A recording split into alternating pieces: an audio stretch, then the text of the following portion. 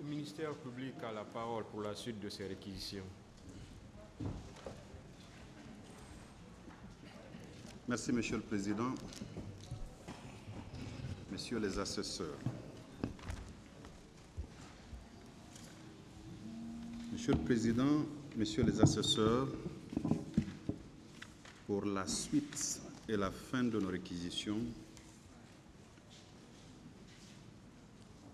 je voudrais vous parler des jurisprudences internationales en matière de crimes contre l'humanité, de responsabilité du supérieur hiérarchique,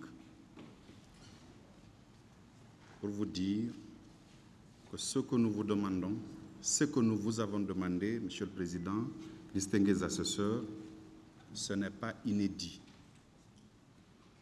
D'autres juridictions, à l'instar de la vôtre,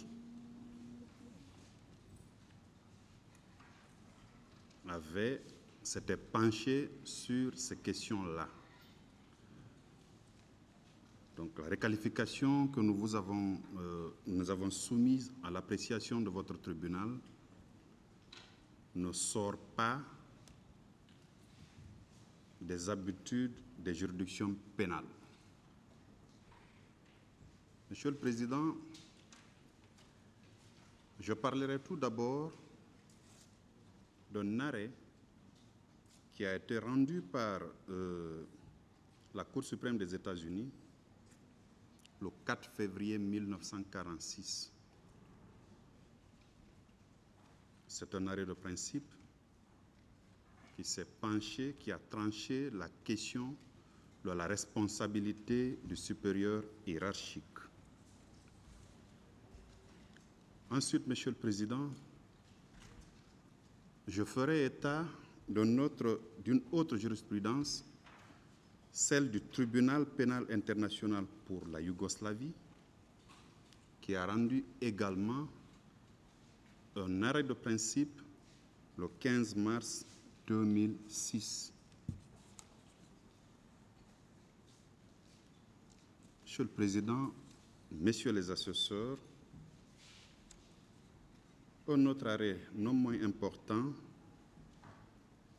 rendu par les juridictions françaises, qui s'est penché pour la première fois sur les questions de crimes contre l'humanité.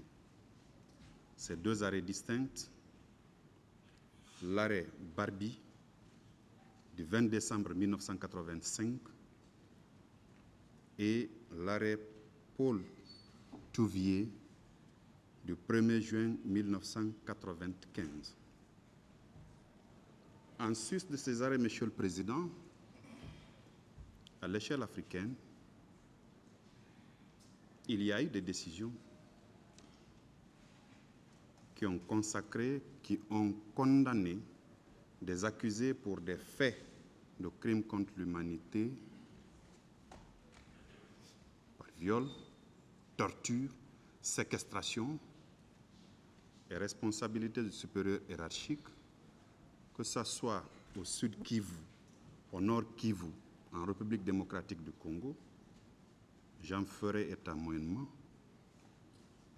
Enfin, Monsieur le Président, la décision des chambres africaines, des chambres extraordinaires africaines du Sénégal, qui avait jugé M. Hissène Habré. Monsieur le Président, Messieurs les assesseurs,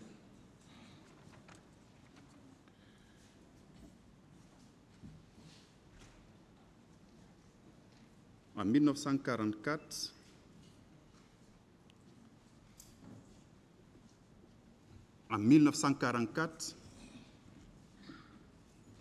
un général Yamashita de nationalité japonaise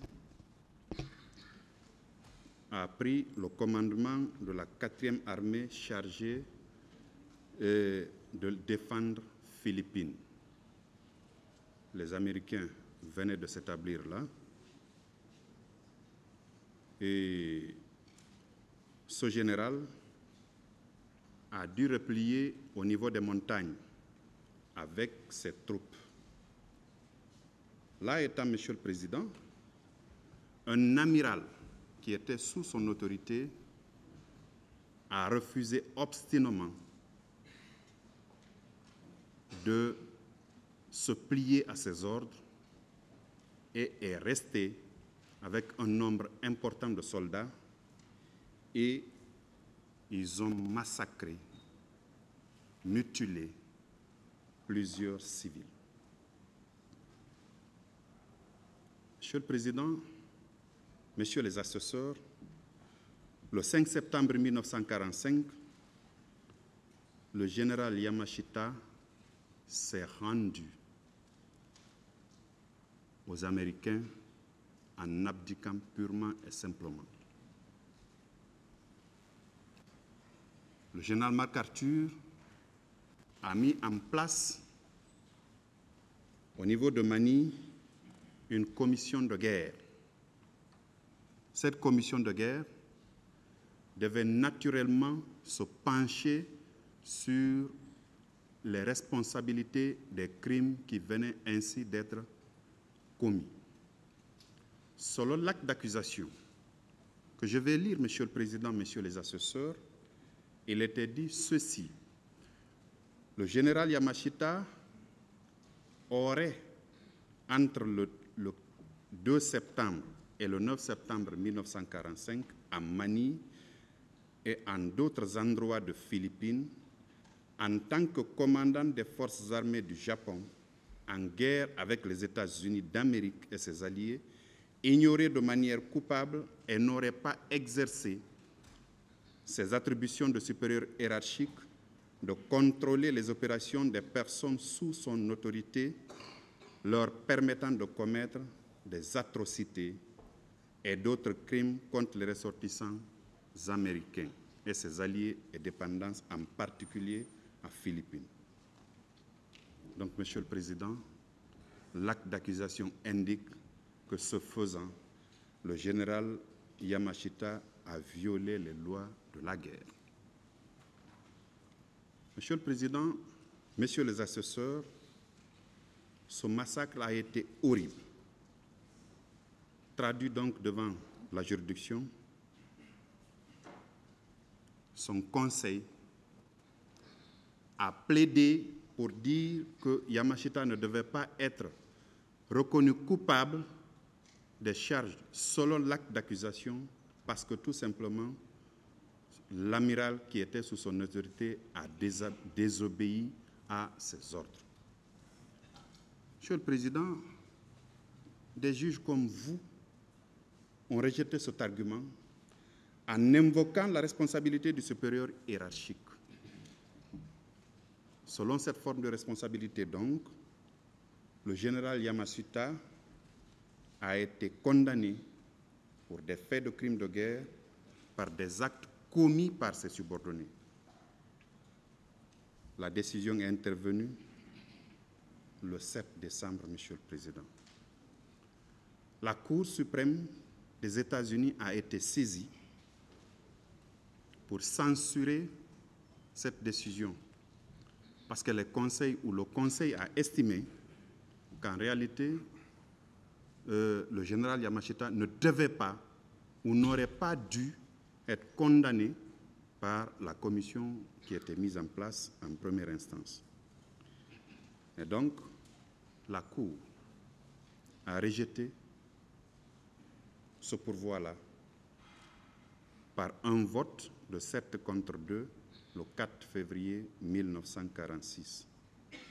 Le général Yamashita, donc, a été exécuté par pendaison le 23 février 1946.